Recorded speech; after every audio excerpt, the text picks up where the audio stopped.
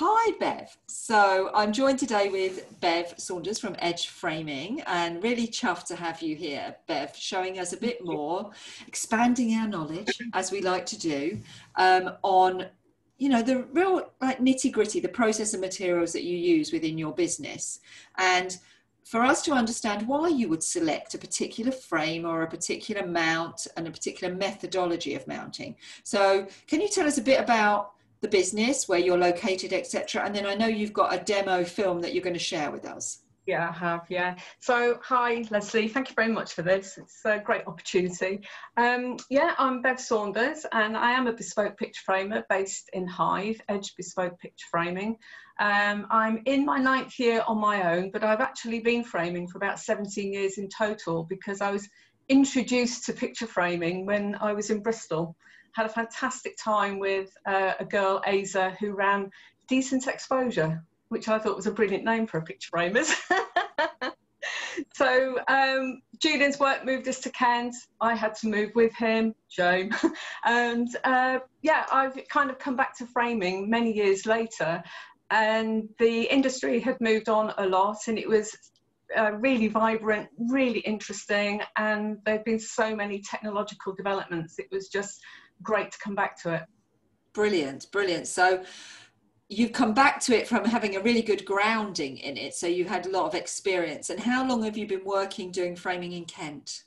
9 years. 9 years. So that's a lot. You've got a lot of experience there. You've seen a lot of pictures go through framing.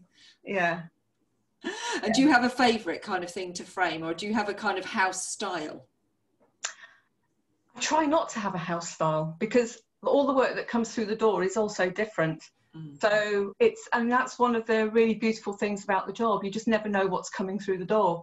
And so I like to experiment. I like to try different things, which is why it's so good to be a member of the guild, because they're always showing you different things, technical techniques, but also aesthetic techniques. So yeah, it's always good to try something different. And that's great to hear, because obviously artists, all of their artwork is individual, and they don't want to feel that they've been, kind of like wedged into a standard outcome for their work. It's almost part of the work, isn't it, when you frame it? Absolutely. So, I finish it off, hopefully. Yeah, having someone who truly understands that you can't just kind of go, well, this is what I do, and then and everyone goes out in the same frame, just doesn't really work, not when you're at a professional standard of level. So that's really reassuring, and I would encourage the artist to come and talk to you and get your advice, because you're a fountain of knowledge. Please do, they'll be more than welcome. I'd love to see them through the door. Yeah, when we're allowed. It won't be long now.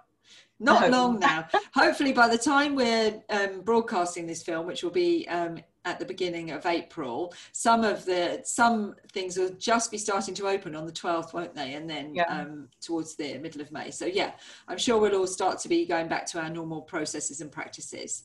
So you've got a film you're going to share with us of you demonstrating, haven't you?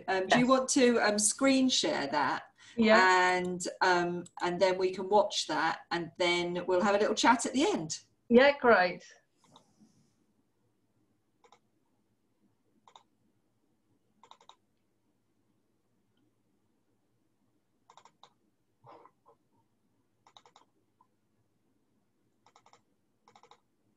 We're all learning all new technical things about how to screen share. And you know what, I've practiced this 4 times.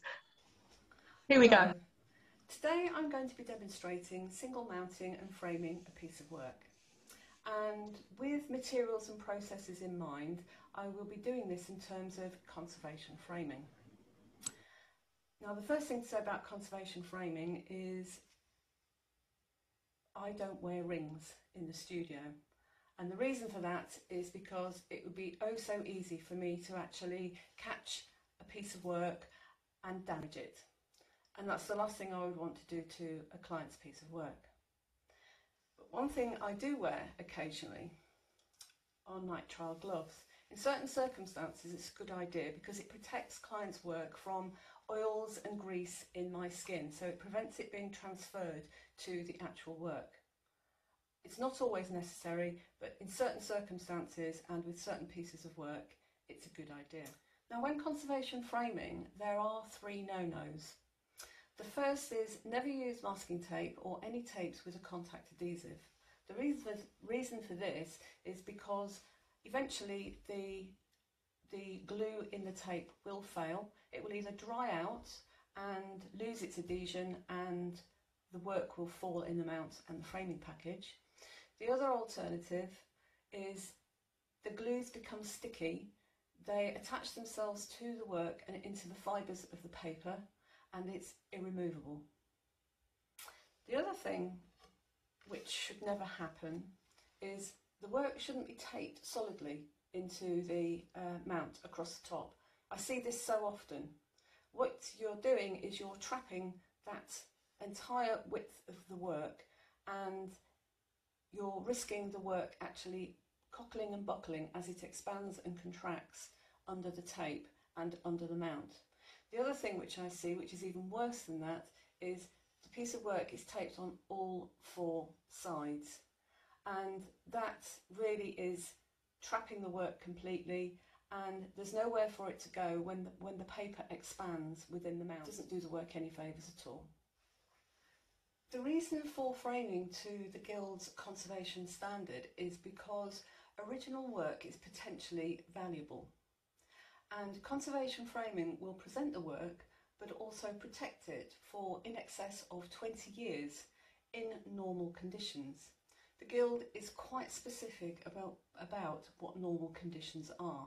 I would show you some examples of damage to artwork, which sadly was avoidable.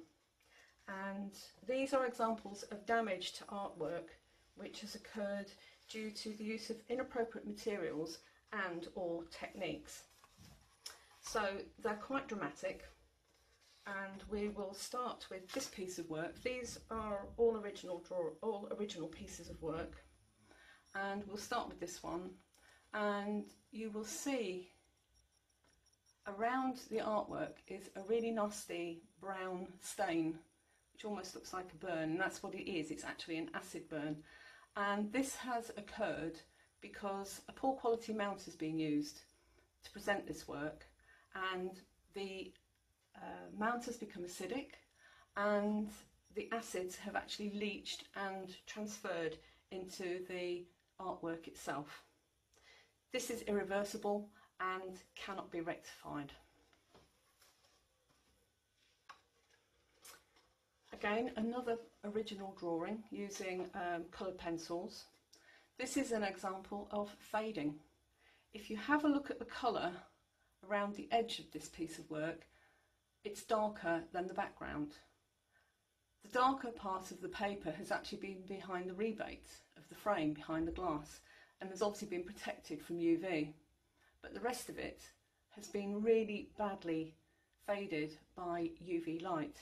So if this is what has happened to the paper, imagine what has happened to the artwork.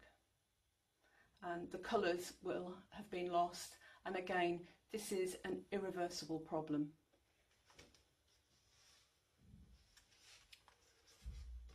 Here we have, it's actually a limited edition print, which has had a very pretty mount, Chinese corner mount, which you can see quite clearly on this piece of work, because again the acids have leached from the mount and has formed an impression of its own shape on the work. Again, irreversible.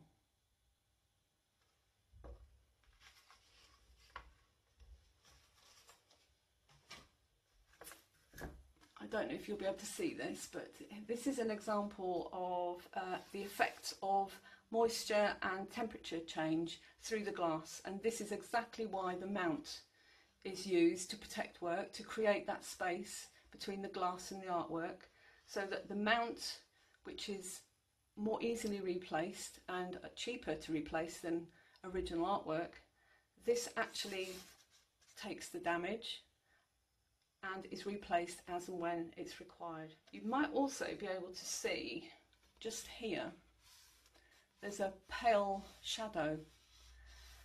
This is where masking tape, a contact adhesive tape, has been used, and it's actually leached into the mount, and the damage which is done to the mount will also be done to the artwork itself.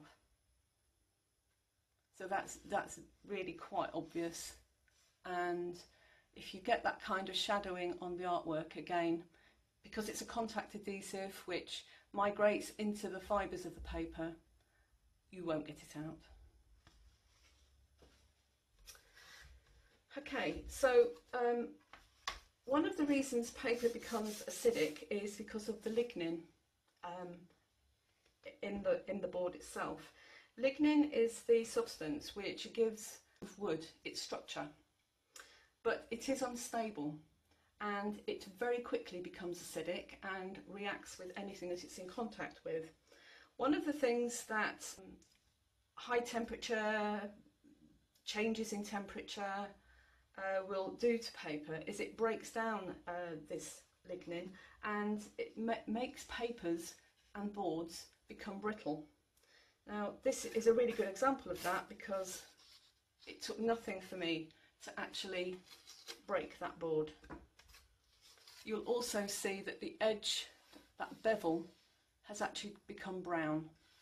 That is a sign of the board having become acidic, and it's just, there's no structure, there's no strength, there's nothing. It's just become brittle and would not be protecting the artwork. This is a new mount. This is a conservation mount, and you can see that the bevel on this is white, and the boards are manufactured to prolong the life of the board and to prolong the period of time that it can support and protect the work. And you'll see from this, it takes much more to actually break that board. It's much more flexibility, and the strength is still there. That's another one. It's just nothing, as opposed to that. Okay, so to single mount, here is the piece of artwork that we're going to present. Okay, it's a greetings card, but the principles are still the same. But it's a rather nice image. And I have already prepared the mount and featured a nice little V-groove, which is a modern mount decoration, a little bit more modern than the good old-fashioned wash lining. Just adds a little feature. And the undermount, already cut, same size as the top mount, and the same quality, that is conservation quality. So what we do is we bring the two together, and we tape them across the top edge. Always tape along the longest edge, whether it's a landscape or a portrait. Whichever edge is the longer, that is the edge that you tape. Give it a little burnish, and we get a nice fold.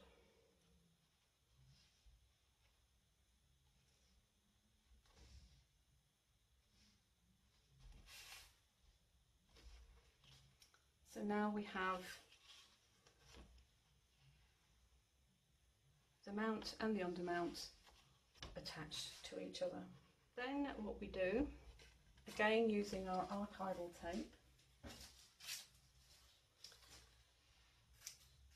we attach tabs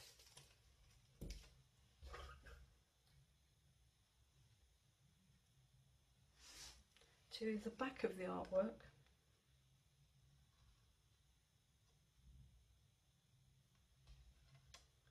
no more than 5 mil.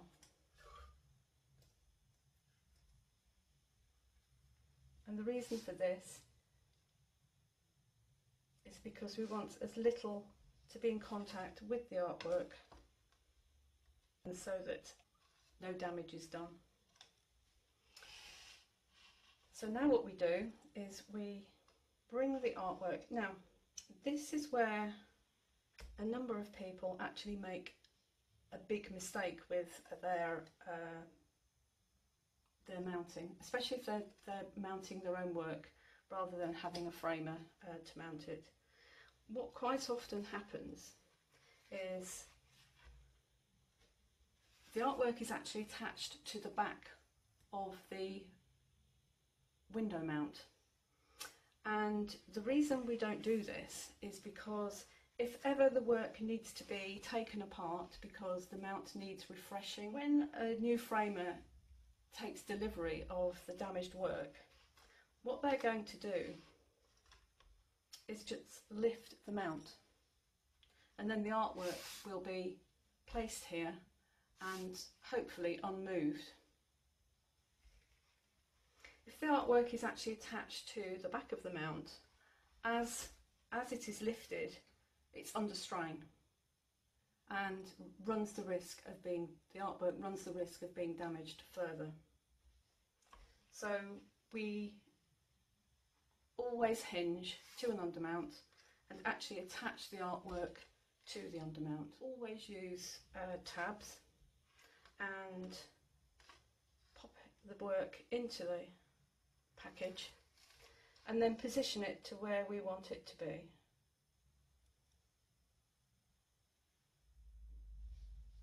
Okay, then we weight it. Oh, that's not quite square. And then we take our archival tape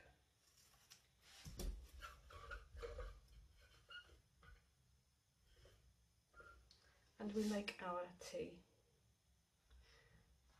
And that's why this style of hinging is called T-hinging, because we literally do cross the tab with a T.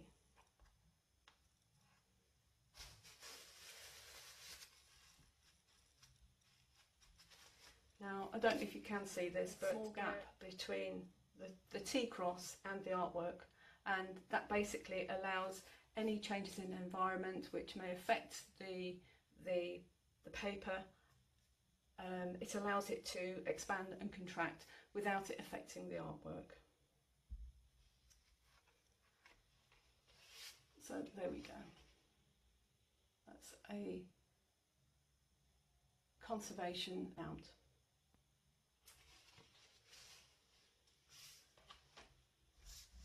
Moving on to framing, there is one further consideration which as framers that we may have, and that is to think about outgassing from within the framing package itself. This is something which happens as a result of impurities in framing materials, and the way that we can protect this piece of work further is by actually sealing the mount package before putting it into the framing package.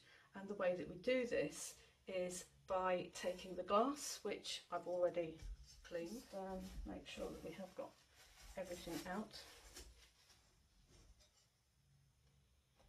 So we take the glass and we actually seal the glass to the mount package. Okay, and we do this using a tape by Preservation Equipment Limited, PEL, and I'll get on and do that, and I'll be back with you.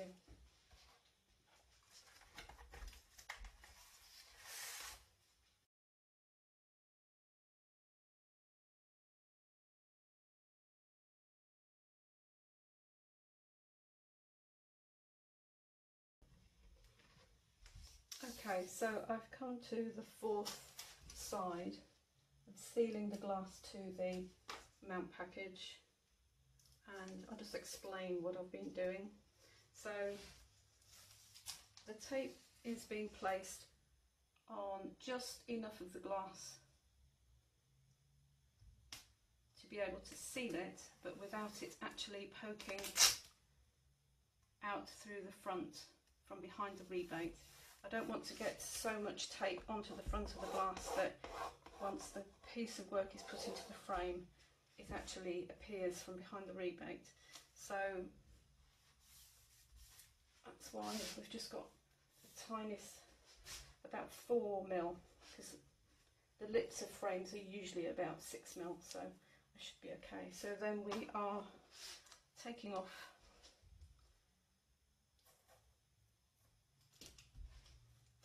the excess and then sealing the corner by doing a fold around the corner, and the same this side.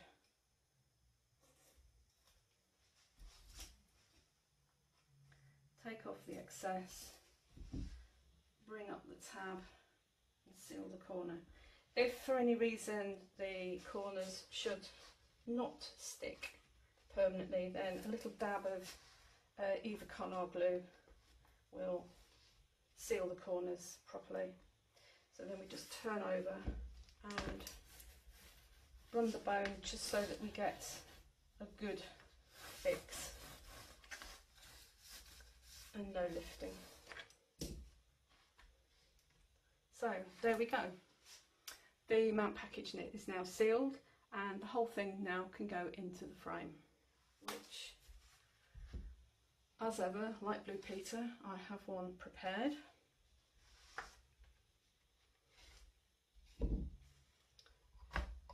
So in it goes.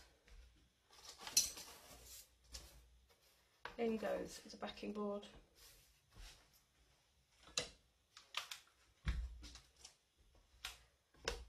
And then we fix.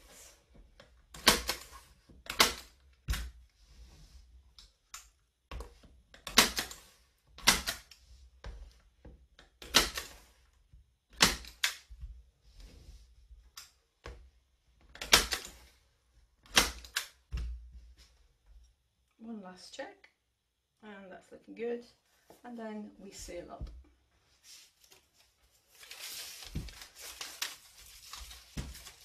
So here the tape that I'm using is a brown paper tape with a water soluble glue.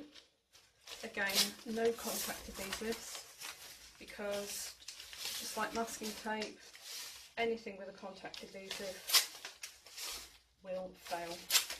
And then you're risking the ingress of dirt, insects, moisture, all kinds of things.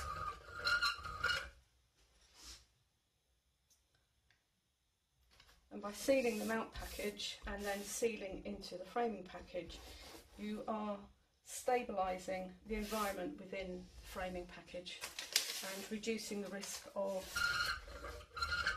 environmental changes and ingress of all kinds of pollutants, really, airborne pollutants, insects, smoke, gases, anything that can deteriorate artwork.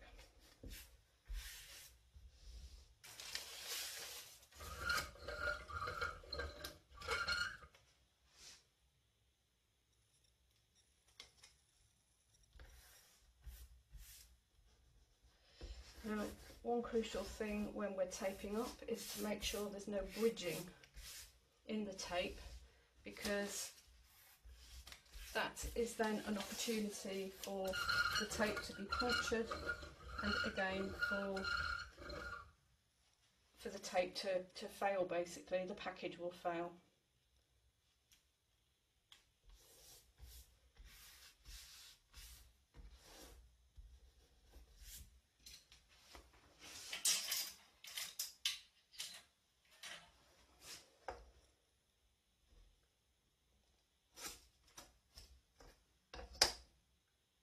Nice sharp blade for a nice neat cut.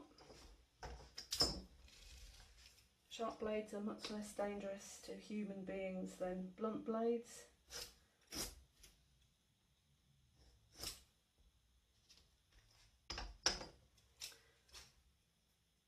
And if in doubt, yourself a new blade.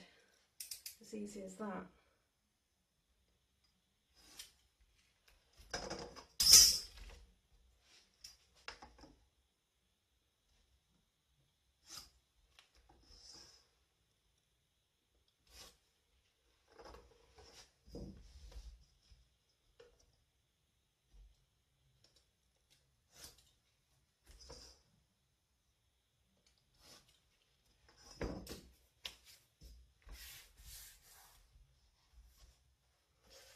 there we go. One fully finished single mount in its frame with the artwork all sealed to conservation standard.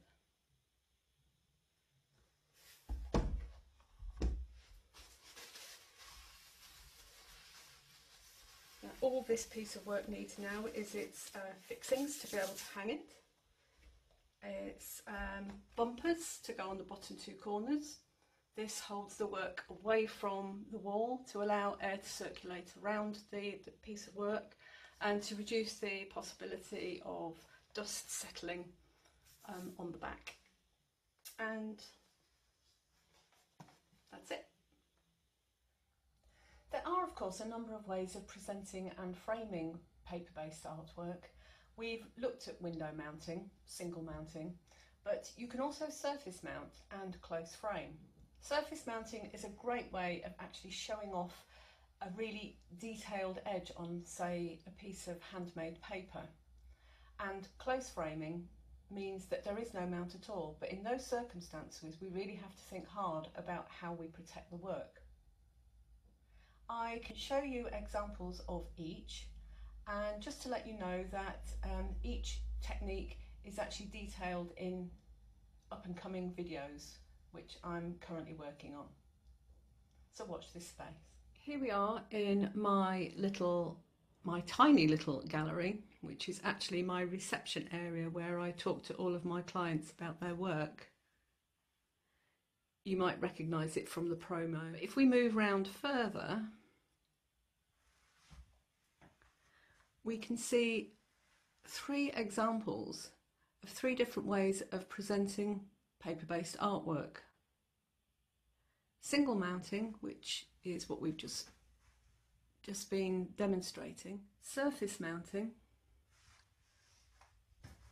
which is a brilliant way of showing off the really beautiful edge of handmade paper, or whatever the medium the artist has decided to actually produce their work on. And close framing, where there's no mount at all.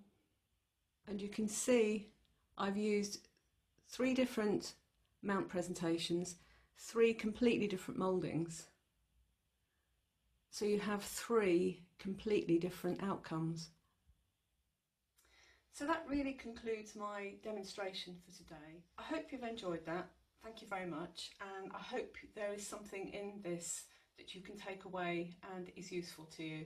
But if you have any questions, please don't hesitate to contact me, and yeah, be really, really pleased to help. Thank you.